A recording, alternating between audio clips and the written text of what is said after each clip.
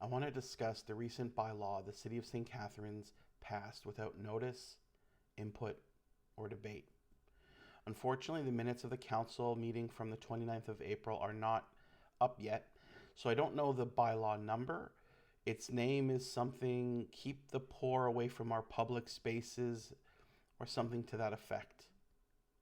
This bylaw is the wet dream of three of the most disgusting people in our city. Mat, the Autocrat Siscoe, our mayor. David, the Poor Oaks, our CAO. And the city solicitor, a DeVry School of Law and other things graduate. Though in all fairness, he did graduate at the top of his class at DeVry. I have read through most of the 11-page document and will share specific thoughts on various problematic sections in posts that will trickle out in the coming days and weeks. From my understanding, the bylaw is effective immediately, but the war on the poor will not really scale up until next year, when, at that point, the city intends to pilfer the municipal treasury to go out and spend remarkable amounts of money on new toys to assault and steal from our unhoused community. Oaks and Siscoe have long had a fetish for disappearing uncomfortable reminders of their collective failures, starting all the way at the beginning of their mediocre political careers. Siscoe and his legion of NIMBY nutters only see the unhoused as numeric reminders, leftovers, a token of a system they worship. Greed is God. This is broken. This hyper-capitalist, neoliberal economic system that has served them so well also results in great suffering and even greater exploitation. Individuals in our community living rough are not there by choice. They are the inevitable result of greed, exploitation, and neglect. Through the introduction of Keep the Poor Away from Our Public Spaces bylaw, Siscoe is achieving two key goals.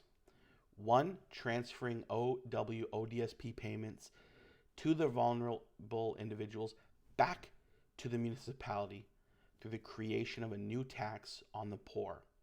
And two, pushing the unhoused further away from the remaining threads, the last remaining threads of any connection to our community. This bylaw and their actions are not hands up or a pathway to housing and employment.